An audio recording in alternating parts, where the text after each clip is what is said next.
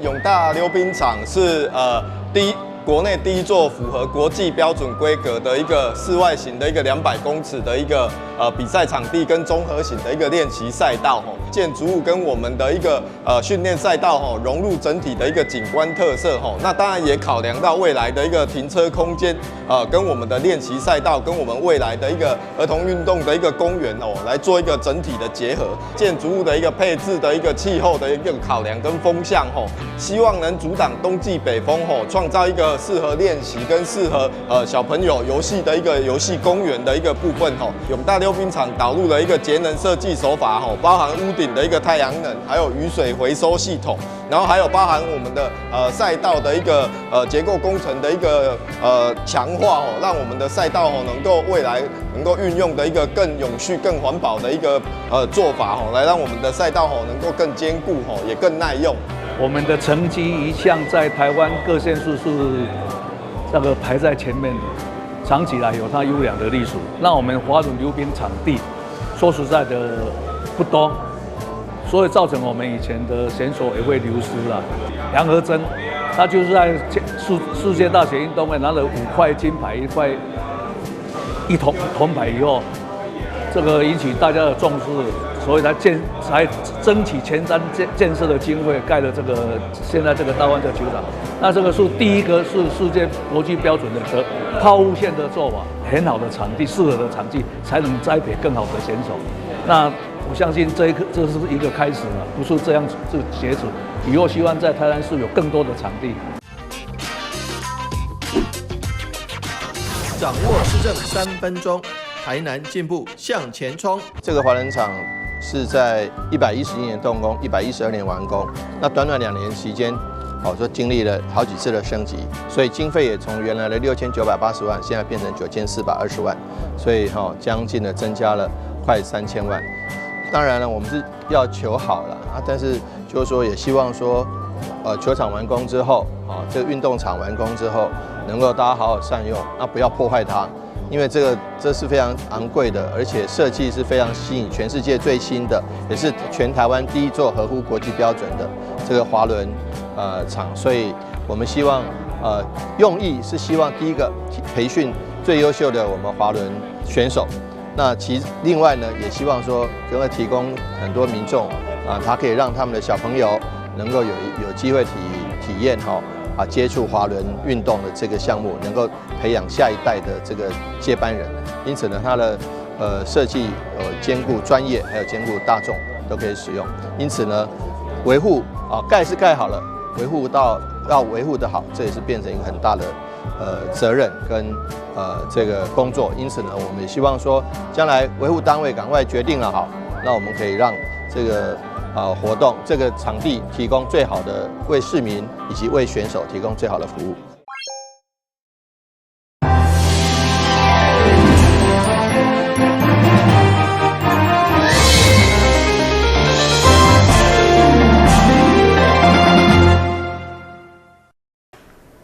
大家好，我是陈碧纯，欢迎收看10月27号礼拜5的中嘉台南地方新闻。位伫柳营的德源比荷兰村，是民国94年规划，开了2.4亿片建，原先规划为德源比会当坐船到免费学校边仔的码头，带动水上观光。不过经过2任3届市长，计划却一直无延续。议员赵坤元就透过市政总咨询，希望王市长会当赶紧延续来带动观光。议员赵坤元表示，为伫台南柳营德源比荷兰村，伫前县长苏焕智任内开了2.4亿来拆建，原本规划一条优渥的路线，对德源比到明慧附小边仔的码头。不过后来经过3任的市长，政策拢无延续。议员赵坤元希望会用比较虎头比的太阳能光电的船，会用载客来游湖，带动地方的观光。一个德源比遐尔啊大，迄真正有大的，像这台，安尼一台伫遐投资偌济，市长，安尼投资偌济，一台遐会当带动观光的时阵，你敢袂？真好啊，真好啊。迄一台偌济钱，局长偌济钱？当初差不多1000万，好1000万不是船仔的问题，是水域的问题。我拄仔要补充报告。会中因为水利加观光拢将水域加水权塞入大塘含农水署，予议员相当的感慨。不过后来观光旅游局嘛表示，目前第一阶段已经争取公告水域的活动，开放局部的区域，会用的行驶独木舟加 SUP。你第二阶段会搁再努力争取航线。台南新闻林跟杨顺怀采访报道。为了解决停车位不足的问题，台南市政府伫第一阶段争取9座立体停车场。不过因为拢伫市中心，所以议员黄丽椒就建议，会当建设理人型的停车空间。一方面善用旱地的土地，另外一方面也当改善停车位不足的现况。议员黄丽椒对民众检举停车卡违停所引发的民怨，检讨台南市停车位不足的现况。伊表示，伫市区买一个停车位，动不动就要开100-200万。虽然市府伫市区有增设9座的立体停车场，不过因为拢伫市区，因此建议市府会用个增设邻里型的停车空间。对此，市长嘛回应，过去忽略的会来做。台南市一直在热区的部分都有在重视这个区块。那在我们阿南区比较有发展潜力的地方，包括每一条路、每一条街停车位的一个不足，造成了这些有些检举达人有些认为它的一个违法性。开了罚单以后，民众产生了一个抱怨，那这条小圣礼上的辛苦定还是一样啊，算在你黄伟哲市长的身上。所以为什么我今天会在这边提到增设里邻型的一个停车空间，改善我们的一个停车位的一个不足？过去我们都比较着重在比较中大型面积来开。立体停车场，不过现在有9座，您刚刚也提到了嘛，这9座都是在我任内做了。我台南市的第一个立体停车场我们做的。所以啊，我也希望你但是除了我们过去都是把眼光着重在比较这种大型的，现在反而忽略了里邻型的。对。这里邻型的我愿意去做。会中交通局长嘛回应，虽然增设路边的停车是最后的不得已手段。至于增设邻里型的停车场，交通局会来加紧盘点，找出适合的设置地点。台南新闻林跟杨顺怀采访报道。为了减轻永康西湾昆山一带容易淹水的状况，市府利用公园的用地来兴建西湾地洪池，已经伫民国109年完工，确实对当地水患有真大帮助。现主时，市府为了活化土地使用，也编列经费要做地洪池、水资源环境改造。对此，议员陈秋平就建议，应该要调向多元化的使用空间来做规划。针对永康西湾地洪池整体景观规划，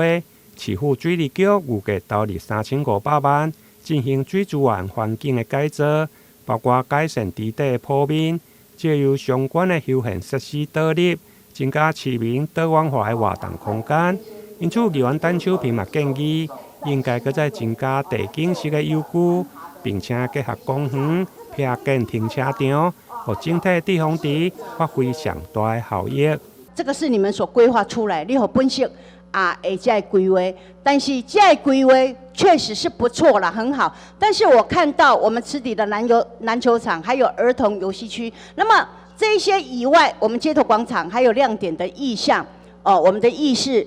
艺术装置啦，哈，我感觉有还要再注入一些比较活泼的啦，哈。本席建议就是在我们的地景设施。咱迄个啥，咱遐会当用的，所以咱莫浪费掉啊！安尼经费你要定时要编列。经费要编列，爱甲设计相关，设计好才有这个经费的物件。好，那最起码那个是不是规划费都要进去，还是这一种不用规划费？规划费那你规划费什么时候要进去？越快越好啊！越快什么时候？越快越好。那个我是觉得是当下就要编下去。当下我来盘点一下我二倍金还有没有剩，因为二倍金今年那么就是用二倍金，第二预备金。对。如果没有第二预备金的话，如果没有今年的第二预备金，就明年的二倍金。另外，有关永康保园加大湾里的活动中心新建，议员嘛提出，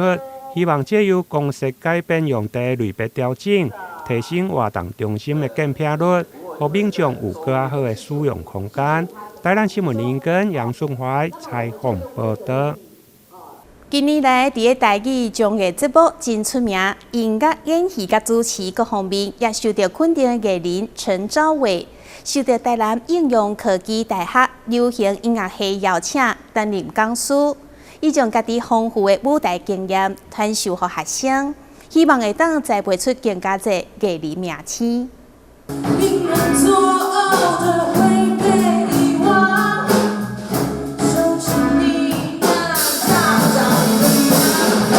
台顶的学生咧唱歌，台下的老师认真咧伫写评语，也有个目睭闭好紧，你无看唔到，伊是艺人陈昭伟。在电视上面看到他这样子这么精彩的，不管是口条啊，或者是说表演啊，就觉得说非常适合我们戏。因为我是你的国台语歌曲演唱，演出一个戏剧。主持功夫也真好，台南应用科技大学流行音乐系，调向聘请有师傅专业的老师，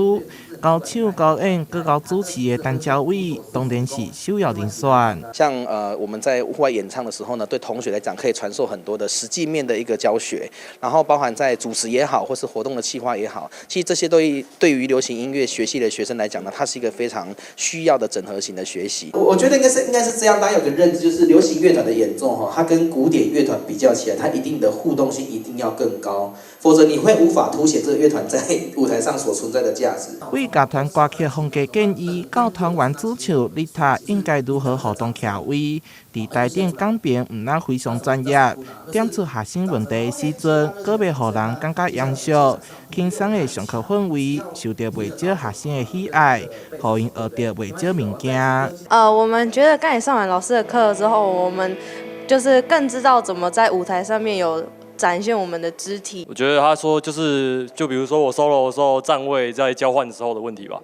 那个问题我可能平常都没有怎么注意到这样子我觉得他讲完确实有改善，让他们不管是在这个弦乐也好，然后 keyboard， 然后vocal 或是这个打击乐的部分呢，都有非常非常棒的这个整合的学习那我很多次上课，他们都说老师你想唱什么歌曲，他们就可以马上帮你伴奏伴出来。我觉得这个让我非常看好他们未来在业界服务的时候呢，可以获得很多音乐界前辈的青睐。陈昭伟对学生的表现非常娱乐，也看好这个系未来的发展。伊希望会当借着伊伫咧业界的专长，培育出相关领域的人才。校方表示，相信有陈昭伟的加入，会当为这个系带来更较侪无同的教学内容。台南新闻顺怀采访报道。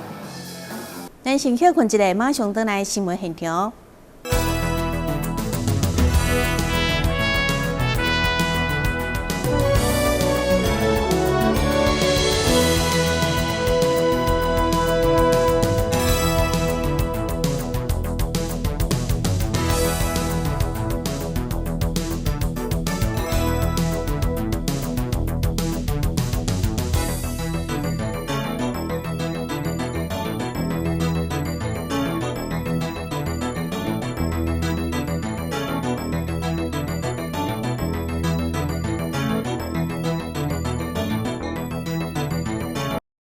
庆祝妈祖羽化升天1036年，安平开台天后宫的安平妈，10月21号到25号，起驾前往梅州进香一组，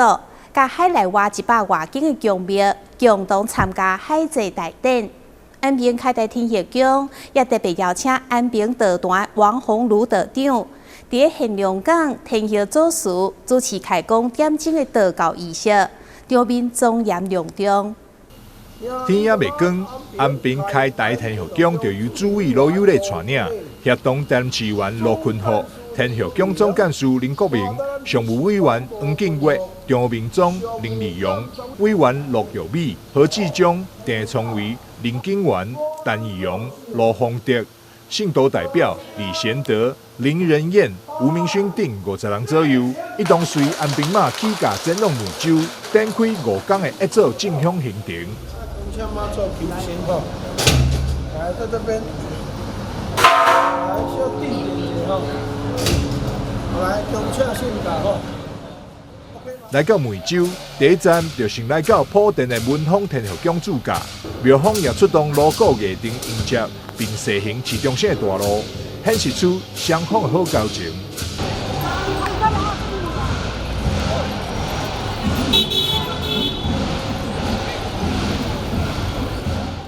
欢迎台湾开台安平天后宫由主委卢有礼先生率团莅临文峰天后宫，妈祖保佑！好，非常高兴能够回到我们圣母的家，大家的心理感受是相当的不一样大家都有一种好像回娘家的那一种感受一样我也希望诚挚的邀请那个未来我们文峰宫的圣母能够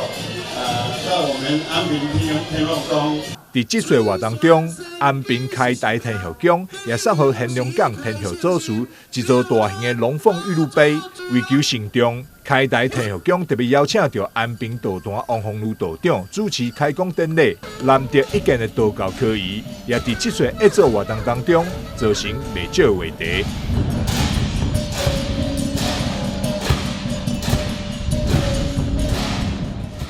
我们跟那个天后祖师相交已经有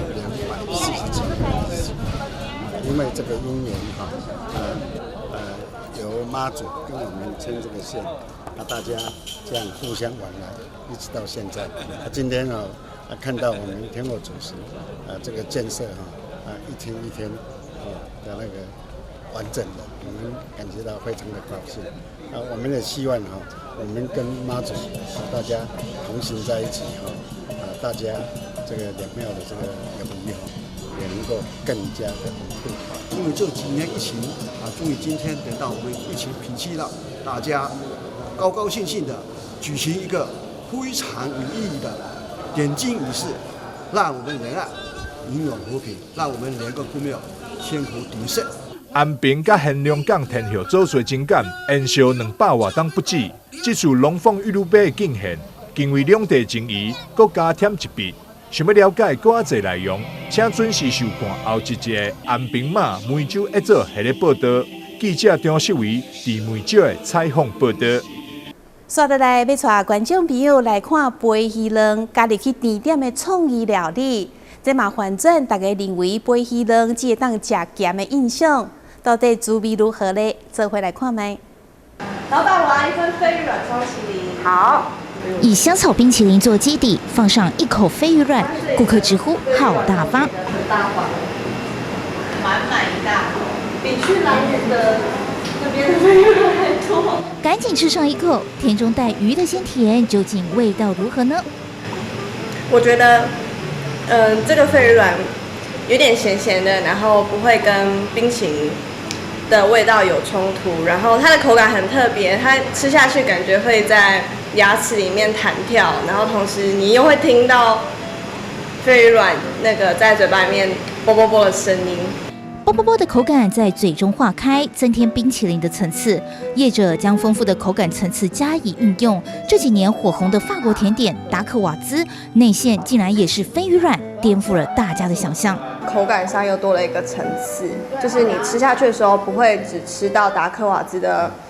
酥脆绵密，还会有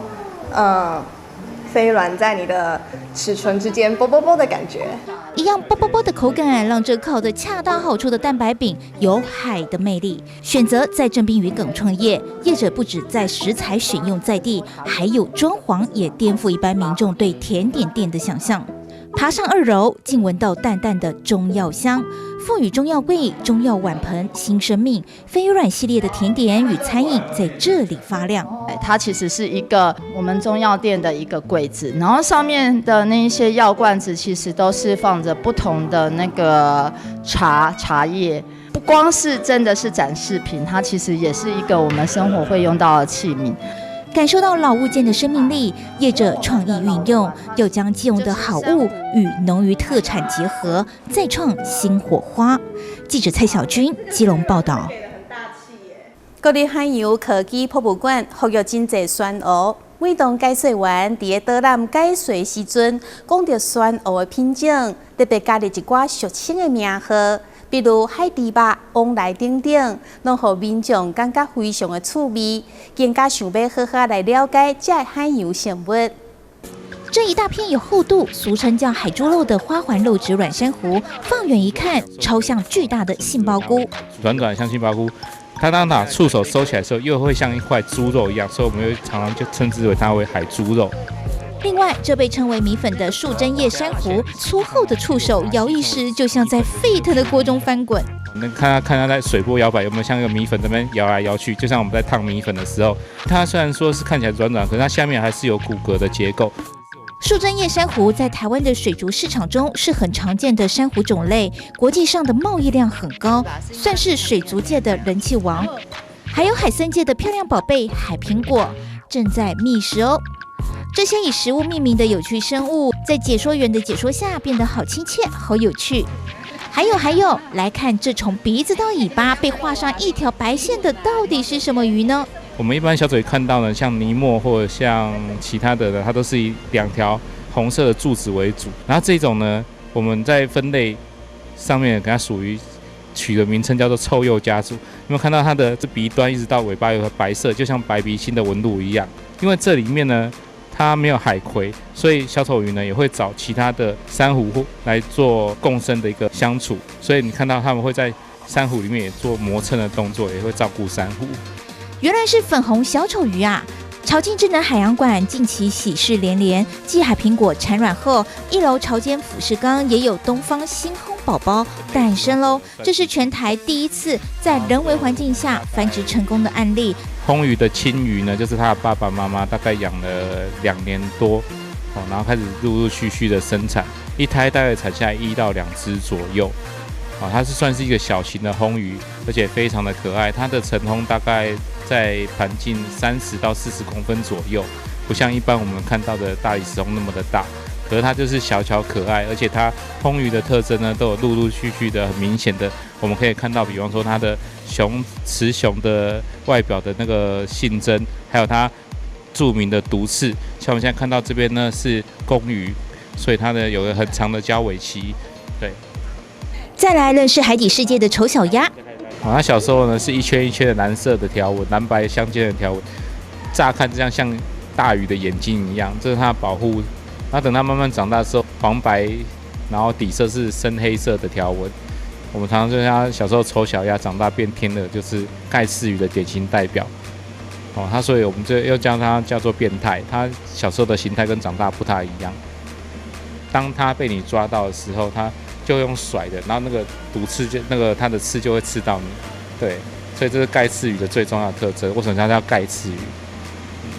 在潮境智能馆1楼俯视池，您来了还可以来走走怀上第2胎的母红鱼。记得 No Touch， 一起学习爱护海洋及海洋中的生物。记者蔡小军基隆报道。